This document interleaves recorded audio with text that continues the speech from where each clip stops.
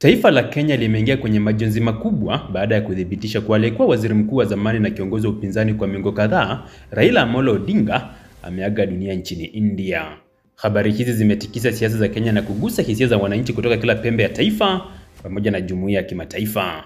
Msiba huu umewaleta Wakenya pamoja kwa huzuni, huku maelfu wakikusanyika mitaani, nyumbani kwake Karen na pia katika miji mikuu kama Kisumu na Mombasa kushiriki katika maombolezo ya pamoja.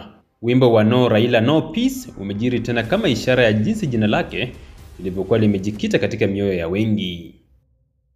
Raila Odinga alizaliwa tarehe 7 Januari mwaka 1945 kijijini Maseno, kaunti ya Kisumu. Yeye ni mwana wa aliyekuwa makamu wa rais wa kwanza wa Kenya, Jaramogi Oginga Odinga, mmoja wa waanzilishi wa taifa la Kenya. Kutoka kwa baba yake, Raila alirithi roho ya kupigania haki na demokrasia. Alisomea katika shule mbalimbali kabla ya kujiunga na shule ya sekondari ya Maranda. Baadaye alikwenda Ujerumani Mashariki, wakati huo ikiitwa German Democratic Republic, na kusomea uhandisi wa mitambo kutoka chuo kikuu cha Magdeburg. Ujerumani pia ndiko alikojiunga katika harakati za siasa akiwa kijana, akiguswa na siasa za kidemokrasia na mapambano ya haki za binadamu. Raila alianza kuonekana katika anga ya kisiasa mwishoni mwa miaka ya 70 na 80, hasa baada ya serikali ya KANU ya Rais Daniel Arap Moi kuwa na siasa za mfumo wa chama kimoja. Raila alikamatwa na kufungwa jela mara kadhaa kutokana na madai ya kuhusika katika jaribio la mapinduzi ya mwaka 1982. Hata hivyo, badala ya kuzimwa, roho yake ya kupigania uhuru na demokrasia ilizidi kuwaka na kung'aa zaidi kitaifa. Katika miaka ya 90, Raila akawa nguzo kuu ya harakati za kuanzisha siasa za vyama vingi, yani multi-party democracy.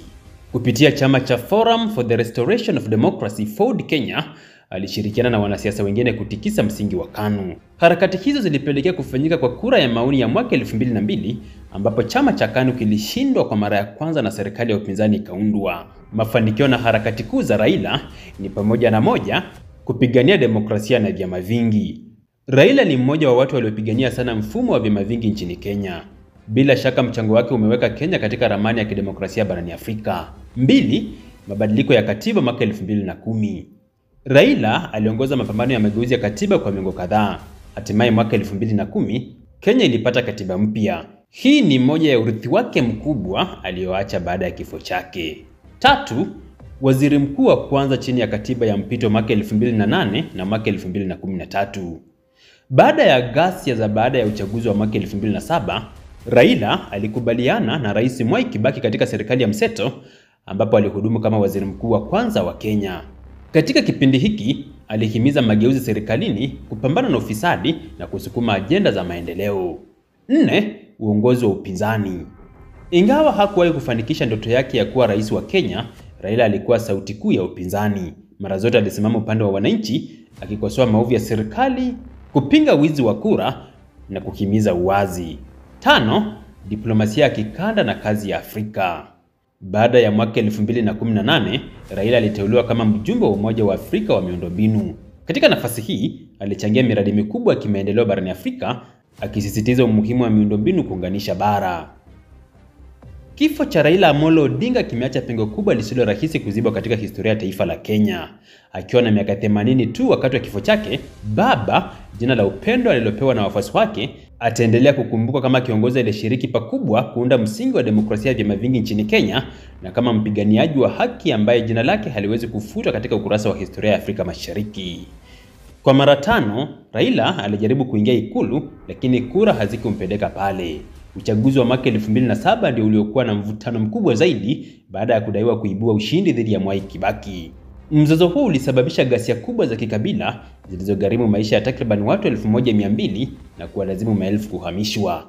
Kupitia upatanisho wa aliyekuwa katibu mkuu wa Umoja wa Mataifa Kofi Annan, Raila aliteuliwa kuwa waziri mkuu katika serikali ya muungano wa kitaifa mwaka 2008. Mara nyingine alipokaribia madarakani ni ikiwemo mwaka 2007, ambapo mahakama ya juu ilifuta matokeo ya urais kwa mara ya kwanza katika historia ya Afrika kutokana na malalamiko aliyowasilisha mahakamani. Hata hivyo, Raila alisusia marudio ya uchaguzi, akidai mazingira hayakuwa sawa wakati huo. Ukweli kwamba hakuwahi kufanikisha ndoto yake ya urais haupunguzi nafasi yake katika historia, badala yake umewekwa kama mfano wa kiongozi mpambanaji asiyechoka. Mwaka 2018, Raila na Rais Uhuru Kenyatta walishangaza taifa kwa kushikana mikono hadharani, tukio lililojulikana kama handshake. Maridhiano hayo yalituliza siasa zilizokuwa zimejaa chuki na migawanyiko na yalifunga ukurasa mpya wa mazungumzo ya kitaifa. Pamoja, walishirikiana kuendeleza juhudi za kubadilisha katiba kupitia mpango wa Building Bridges Initiative BBI, ingawa baadaye ulizimwa na mahakama. Zaidi ya siasa za kitaifa, Raila alijulikana kama mpigania mshikamano wa Afrika. Kupitia Umoja wa Afrika AU, aliteuliwa kuwa mwakilishi maalum wa miundombinu barani Afrika kati ya mwaka 2018 na mwaka 2023. Pia alijaribu kuleta upatanisho nchini Ivory Coast baada ya uchaguzi wa mwaka 2010, japokuwa alipingwa na baadhi ya pande husika. Aidha, Raila alisisitiza mara kwa mara kuhusu kupinga ubeberu wa kibeberu, akihimiza Afrika kujiamini na kujitegemea, hususan kupitia ujenzi wa miundombinu na umoja wa kiuchumi. Raila alikuwa mpenzi wa mpira wa miguu na shabiki mkubwa wa klabu ya Arsenal. Wafuasi wake walimpa majina ya heshima kama Agwambo, kitendo cha Mungu, na Tinga, tractor, lililotokana na alama yake ya chama chake cha kisiasa. Raila dansi yake maarufu, dansi ya polepole kwa muziki wa reggae, iliibuka kuwa nembo ya kampeni na sherehe za kisiasa. Alikuwa mume wa Mama Ida Odinga na baba wa watoto wanne, Fidel ambaye ni marehemu kwa sasa, Rosemary, Raila Jr. na Winnie. Kifo cha Raila Odinga kimeacha taifa likiwa na mshangao na huzuni. Akiwa mwanasiasa aliyependwa na kukosolewa kwa kiwango sawa, Raila ataendelea kukumbukwa kama msingi wa demokrasia ya vyama vingi nchini Kenya, mpiganaji wa haki na usawa, mshiriki wa mshikamano wa Kiafrika, bila kusahau ni kiongozi aliyeunda historia licha ya kutofikia ikulu. Raila aliishi kama mfano wa mapambano yasiyo na kikomo kwa demokrasia. Aliheshimika kama mtetezi wa haki za kijamii na usawa, na alibaki kuwa kiongozi wa kizazi cha mageuzi ambaye alijitolea maisha yake yote kwa taifa. Ingawa hakuwahi kushiriki uraisi, jina lake litabaki milele katika vitabu vya historia ya Kenya kama mtu aliyetoa maisha yake kwa ajili ya uhuru wa kisiasa. Kwa wafuasi wake, atabaki kuwa baba, sauti isiyokoma, mwanga wa matumaini na mfano wa upinzani thabiti dhidi ya mifumo dhalimu. Tulisema wakipiga, wakipiga, wakihesabu, wakijumlisha, wakirusha, wakitangaza na wakiiba. Ama mmekosa. Tulisema wakiiba kuna wanasa. Nasa hawa. Nasa hawa. Nasa hawa. Sisi tuliwanasa. Sisi tuliwanasa. Tukashika, tukachukua ushahidi yote, tukampatia Orengo. Tukamwambia Orengo, endelea. Akaleta wakili 25. Wale wakili sharp. Simaliwaona? Tunaona Otiende Amolo. Tunaona Kongo Mogeni. Tunaona Muktar Kangu. Paul Mwangi. Firoz Norji. Mawakili wa NASA. Pande ile nyingine zimeona nyingine inaitwa Ngatia. Na ile nyingine inaitwa Mwite. Nyingine inaitwa siji Mula, siji Abdikadir. Nyingine siji PLO Lumumba.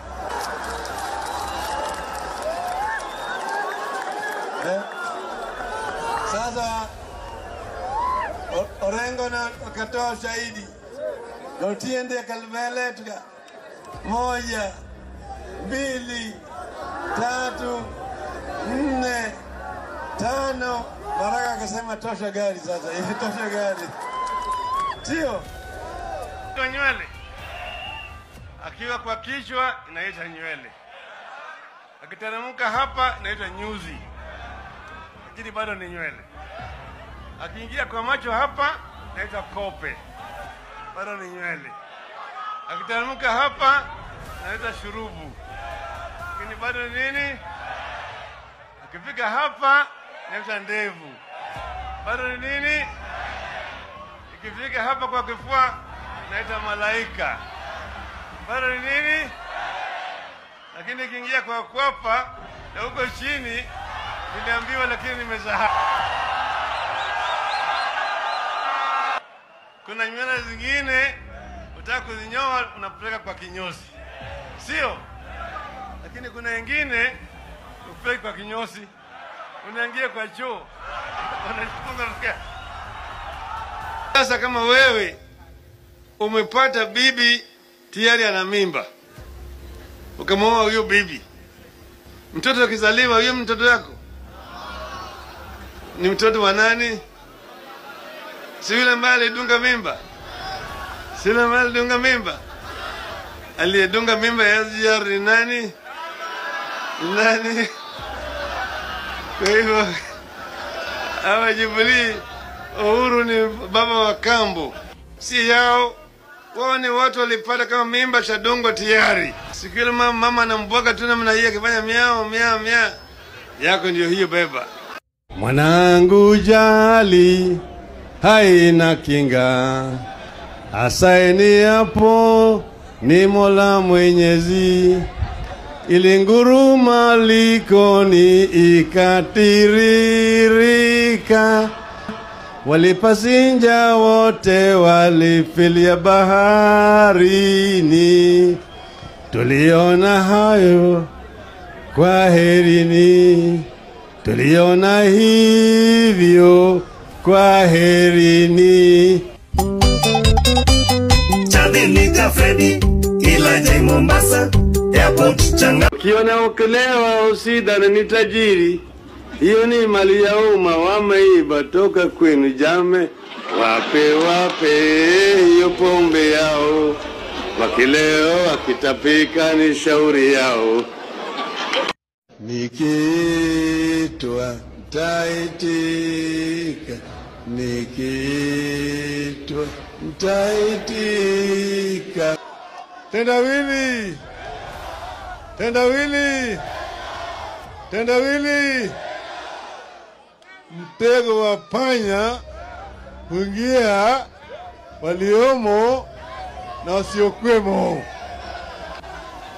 Hii mtego iliwekwa kwa panya, lakini kwanza mwenye mtego aliwawa.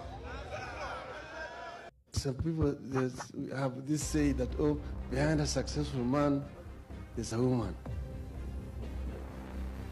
Somebody said this when we were attending a function with a Nigerian friend of mine in Europe, in London. My Nigerian said, stupid Europeans, what is a woman doing behind a man?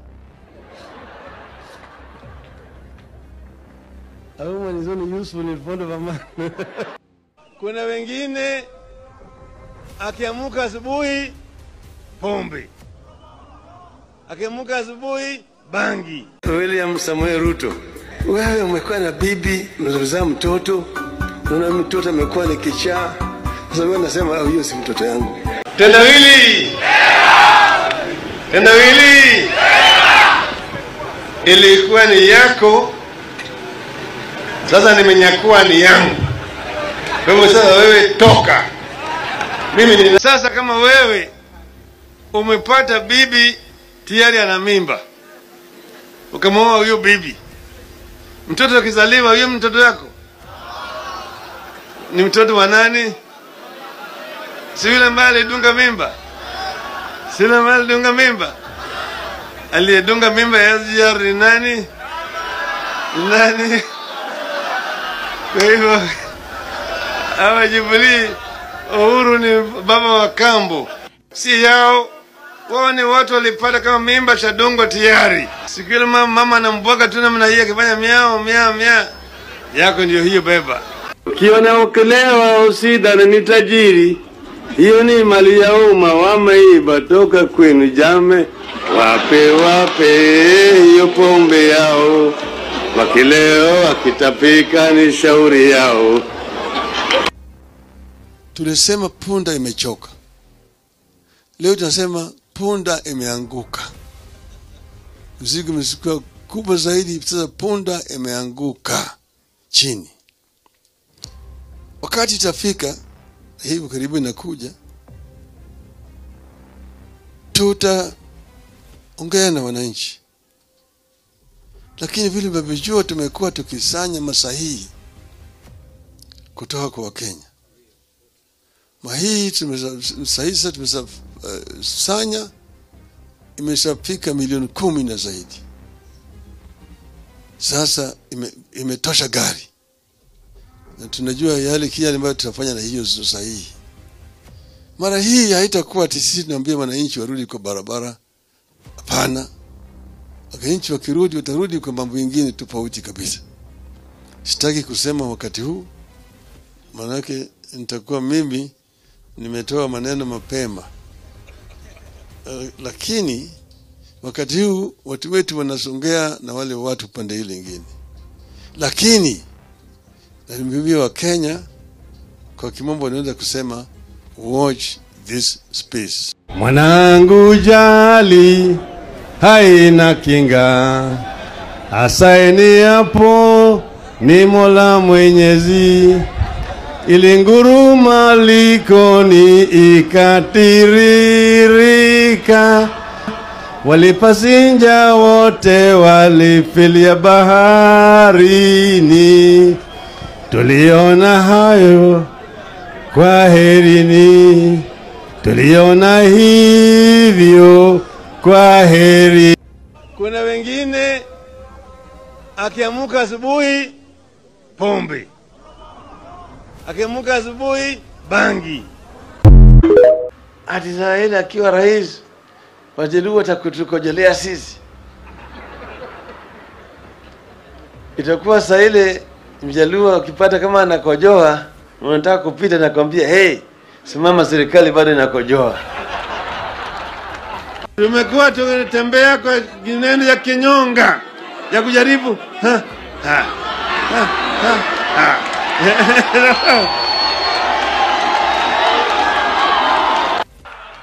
Unajua ni wasiwasi wa nywele. Akiwa kwa kichwa inaitwa nywele. Akiteremka hapa inaitwa nyuzi. Lakini bado ni nywele. Akiingia kwa macho hapa inaitwa kope. Bado ni nywele. Akiteremka hapa inaitwa shurubu. Lakini bado ni nini? Akifika hapa inaitwa ndevu. Bado ni nini? Ikifika hapa kwa kifua inaitwa malaika. Bado ni nini? Lakini ikiingia kwa kwapa na huko chini niliambiwa, lakini nimesahau. Kuna nywele zingine utaka kuzinyoa unapeleka kwa kinyozi, sio? Lakini kuna wengine upeleka kwa kinyozi, unaingia kwa choo unafunga mpaka. Kwa hivyo kama mtu anasema anataka kwenda, shauri yake aende, ama sivyo? Anayotaka kwenda waende. And those of you who are not here, who are watching wherever you are, those who are at home, kula kwa macho. Wangu makamu mkinichagua bila majeshi nitakuwa kama ile rais Hanisi ambaye amefinywa makende.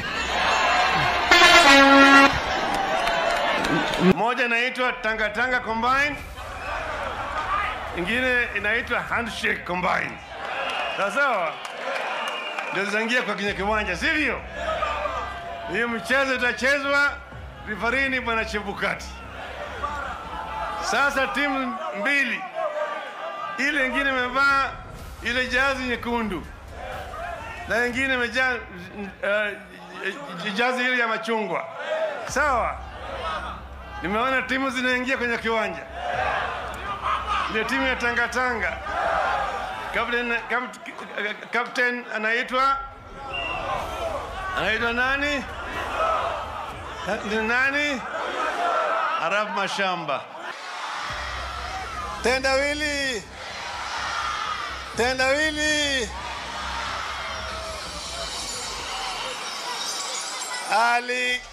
Alikimbia uchi usiku,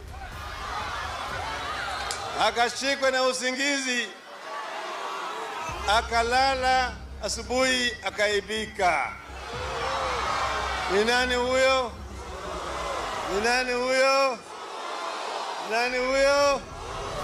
Mmeshindwa. Mpade mimi mji basi. Mombasa, huyo ni mchawi.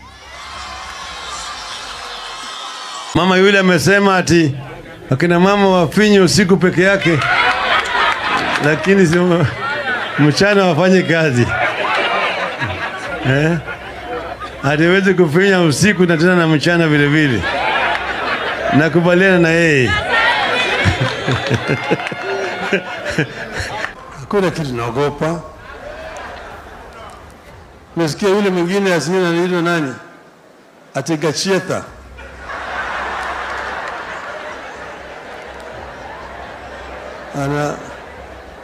Anaweka. Lakini haya mimi siwezi kujivana na hao watu. Sirika yangu.